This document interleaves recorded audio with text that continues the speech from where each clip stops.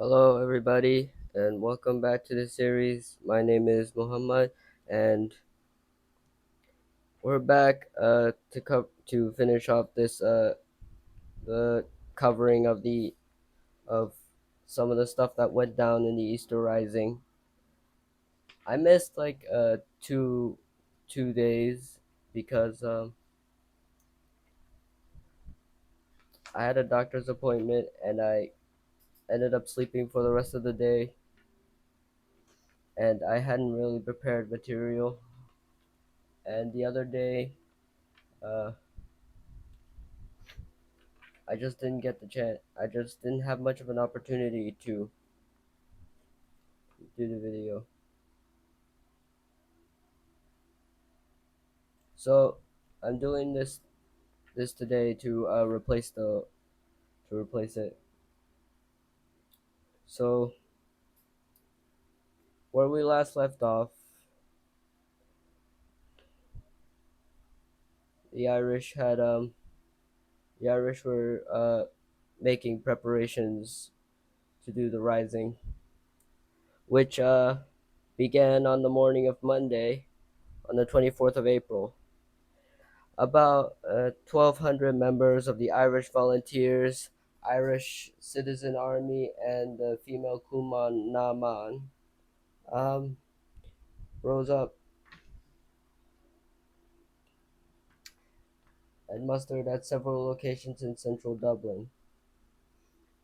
Some wore Irish volunteer clothing and citizen army uniforms, while others wore civilian clothing with yellow Irish volunteer armbands and military hats and bandoliers. They were armed mostly with rifles, but also with hey, no, hey,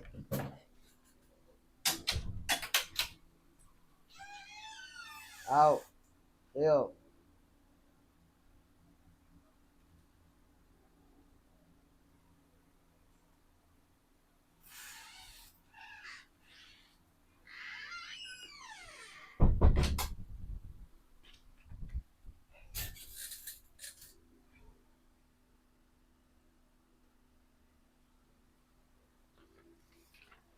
No, the number of volunteers was actually a lot smaller than expected. This is it's due to McNeil's counter order. If you don't remember who he is, he's one of the leaders of the volunteers. He had a counter order for the rebel forces to not take part in the rising, and many of them didn't due to confusion. So the rebel forces were, as a result, smaller than they really should be. So shortly before midday, the rebels seized important sites in central Dublin, you know, in central Dublin, which the plan was to hold the Dublin city centre, and they took the general post office for their main headquarters. Most of the positions the rebels had taken was to defend against counterattacks from the barracks that were around the central Dublin city center,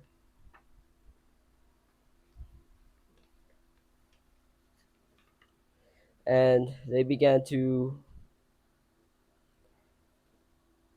um, bar- put barricades on the streets to hinder the movements of the British Army.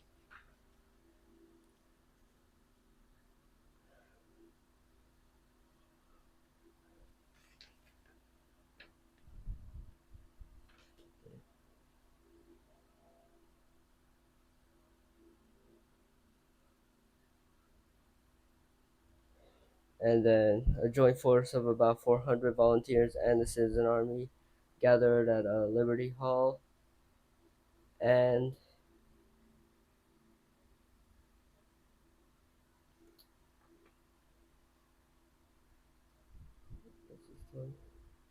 Pierce stood outside and read the proclamation of the Irish Republic and the first and they also took a radio station where they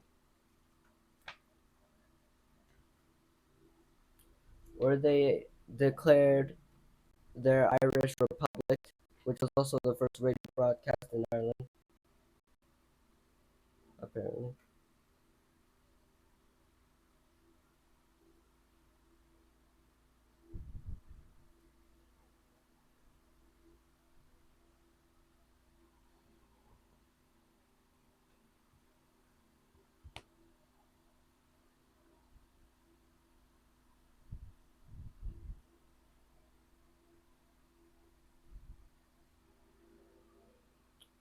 Around midday, a small team of volunteers in Fianna Irene captured Magazine 4. They The plan was to seize weapons and then blow up the ammunition store, signaling that the rising had begun. But the explosion was not loud enough to be heard across the city.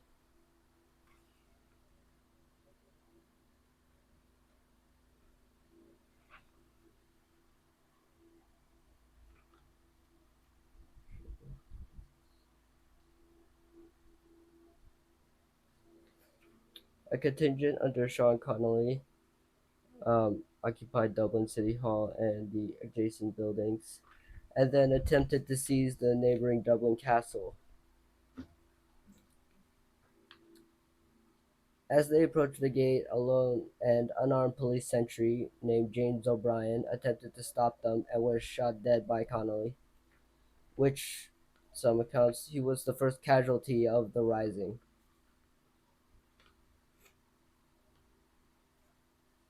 The British Army Chief Intelligence Officer and Major Ivan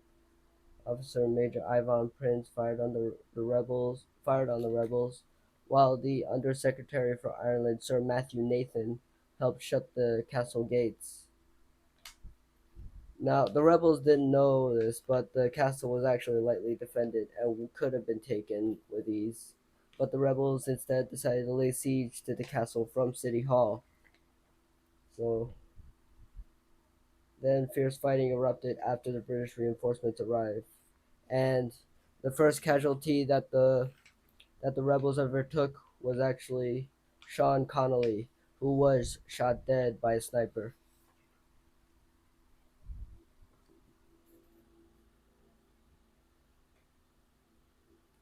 And then the following morning, British forces had recaptured City Hall and taken the rebels prisoner.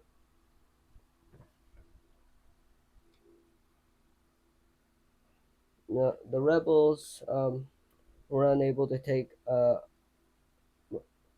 some other key locations due to lack of manpower, notably Trinity College, which is in the heart of city center, and is defended by only a handful of armed unionist students. Yeah, it was defended by students. They failed to capture a telephone exchange in Crown Alley, which left communications in the hand of the government.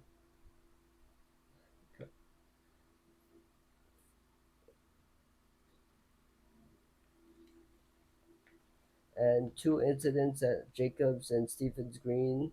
The volunteers and citizen army had shot civilians, which had attempted to attack them or dismantling their barricades. Uh, the reason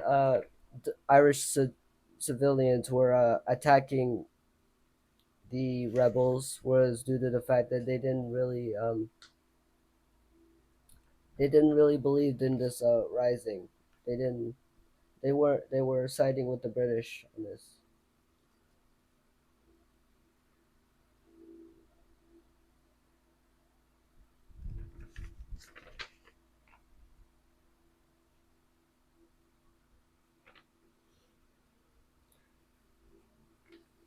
Now the British military was pretty much caught completely unprepared by the rising, and they were pretty uncoordinated during the first day.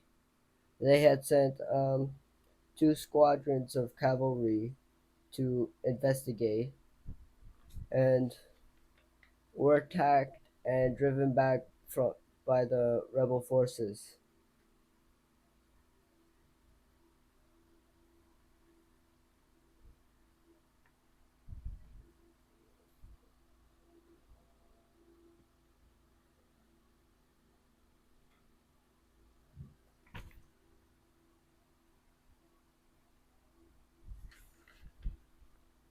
The only substantial combat of the first day of the rising actually took place at South Dublin Union, where Pickett of from the Royal Irish Regiment encountered an outpost of Eamon Kent's forces at the northwestern corner of the South Dublin Union.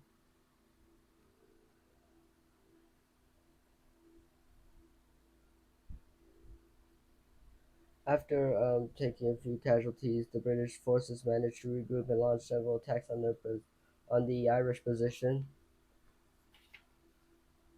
before they forced their way inside, and the small rebel force in their tin huts at the eastern end of the Union surrendered.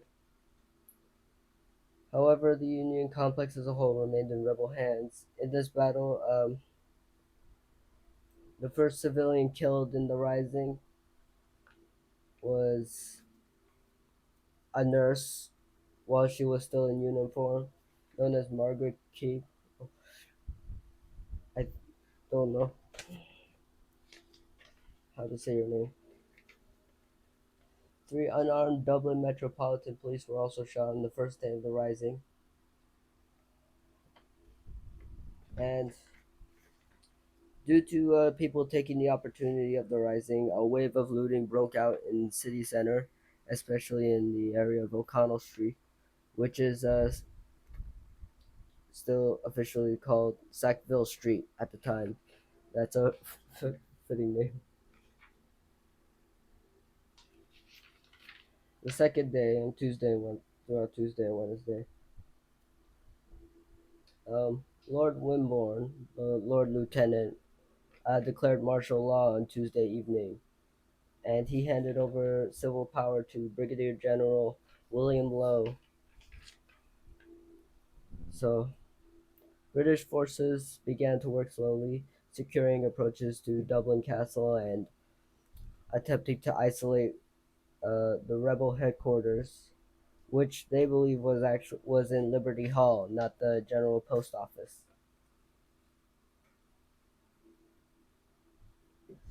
The British forces worked slowly because they were not sure of the size of the forces they were up against. But in the early hours of Tuesday, 25th April, City Hall was taken from the rebel unit that had attacked Dublin Castle on Tuesday morning.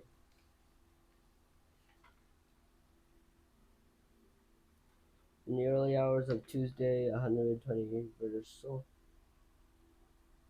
Early hours of Tuesday.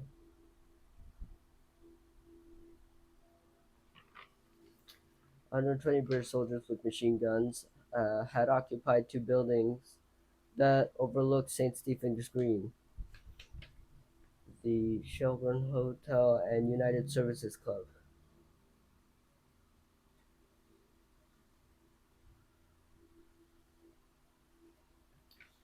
And then at dawn, they opened fire on the citizen army occupying the green. And the rebels had attempted to return fire but were forced to retreat to the Royal College of Surgeons building, where they remained there for the rest of the week, exchanging fire with British forces.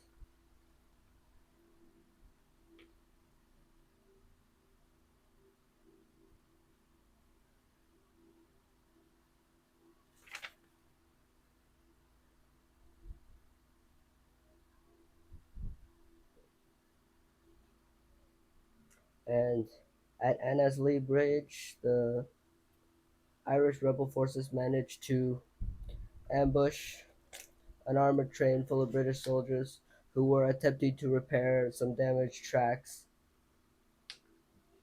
and managed to force the British to retreat with several soldiers that were captured.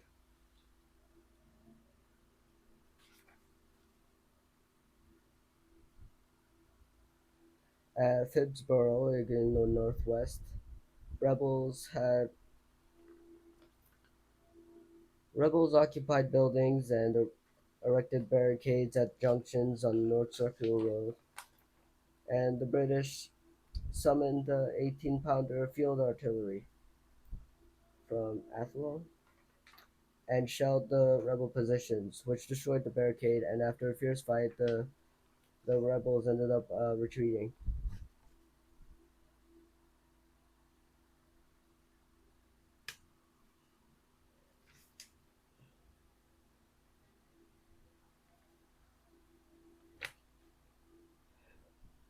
Then, on the afternoon, Pierce walked out, calling for the people to support the rising. Though people weren't really, the people of Dublin weren't really taking action on on this. In fact, the people were in fact blaming the Irish rebels for bringing destruction and chaos to Dublin City. So Pierce knows that the Irish volunteers were on their own. Due to the fact that the Irish did not take any sort of route, had had failed to take the railway stations or either of its ports at Dublin Port. The following week, the British had brought in reinforcements.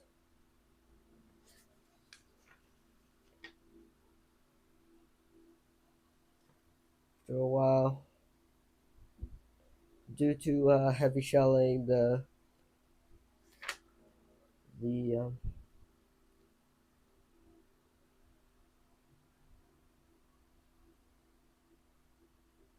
the General Post Office, it was surrounded, and it was due to heavy shelling that they eventually had to evacuate.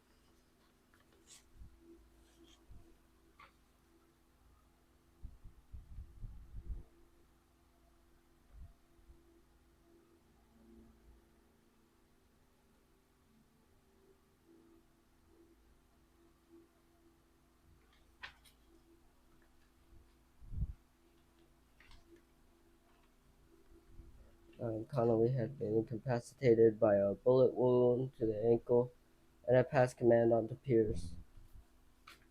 Um, Connolly, I think, was supposed to be James Connolly. I believe was supposed to be commanding the military forces, but Pierce overall led. But Patrick Pierce overall led them.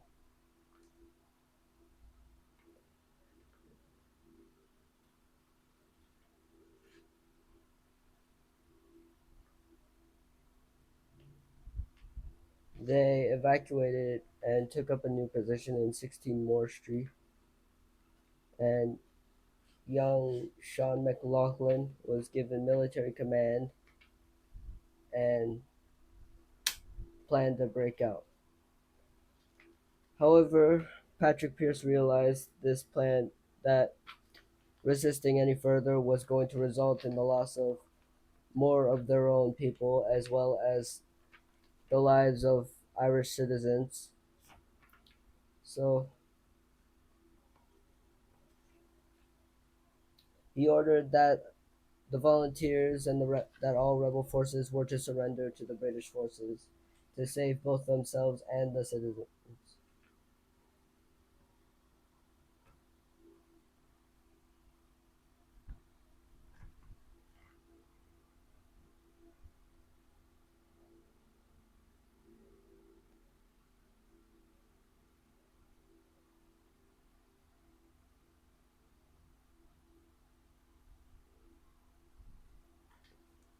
While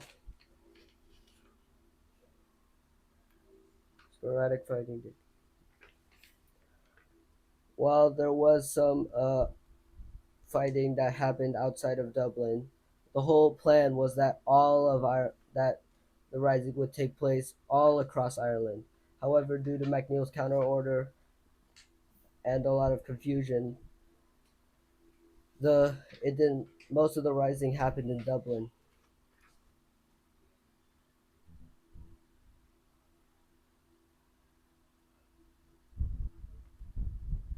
Command General Lowe, who was in charge of British forces throughout the rising, then gave command to General John Maxwell. Now he held like several court martials in secret without any defense for the rebels, which was illegal.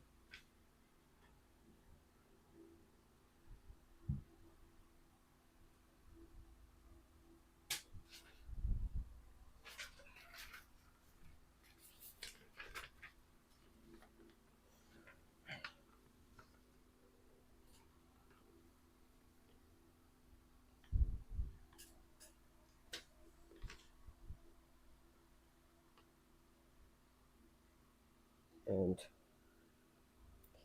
between the 3rd and 12th of May, 14 were executed. John Maxwell claims that he only killed the leaders and the ringleaders of the rising, but the some of the people of the 14 that he killed weren't even involved that much with the rising. They were only involved with the volunteers.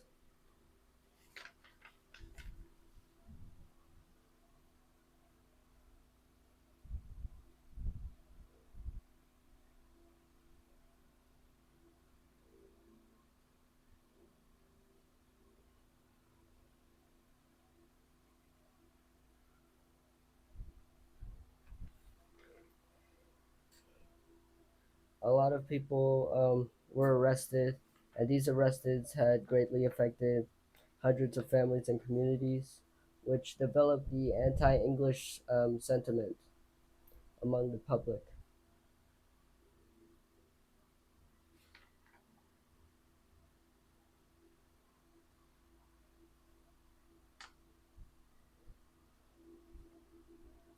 Also, another thing is that apparently that many of the women that were arrested, or some possibly, I don't know, were released simply for the fact that they were women. Keep in mind that these women also took part in the rising and most likely killed people, which is exactly which was another thing that John Maxwell said that he was executing the Irish ringleaders for, which was killing people.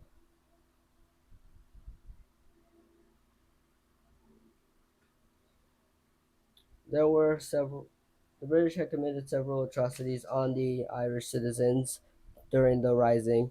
One of which,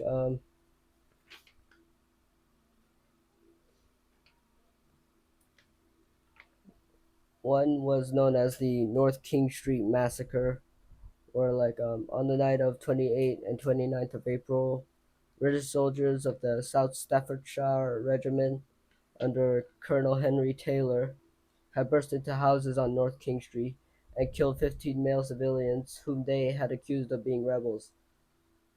They had shot or bayoneted the victims and then secretly buried some of them in cellars or backyards after robbing them.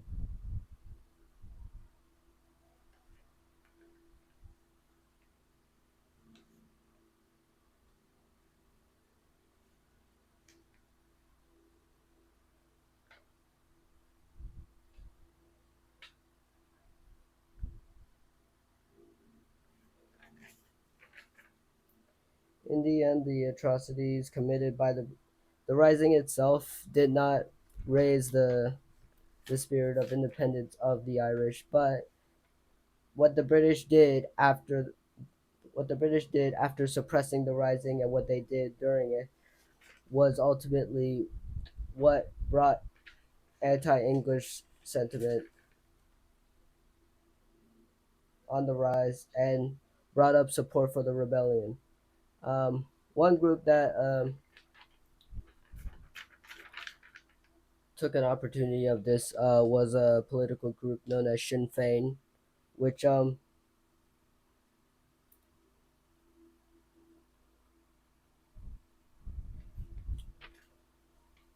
one point decide was voting for home rule, which still was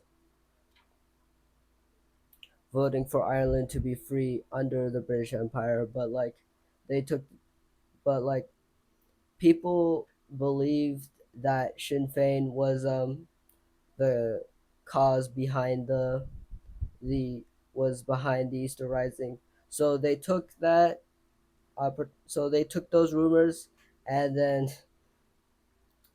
claimed that when they said that they were going to work to free Ireland from the British Empire, the people voted for them and put them in office.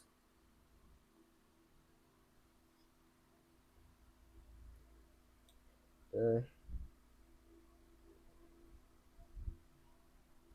yeah, this movement was a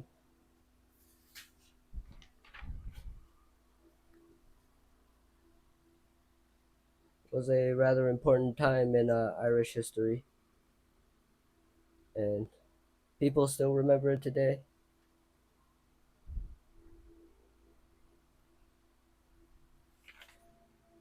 I think that's it for me talking.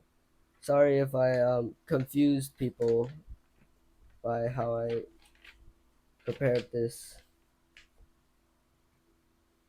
or if I've spread any misinformation. Feel free to correct anything that I got wrong. But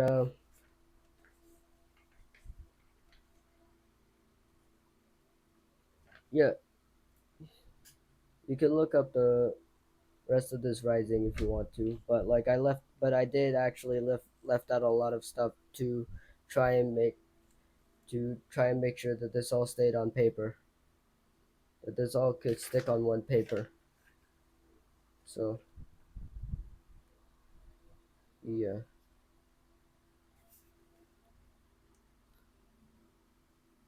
goodbye.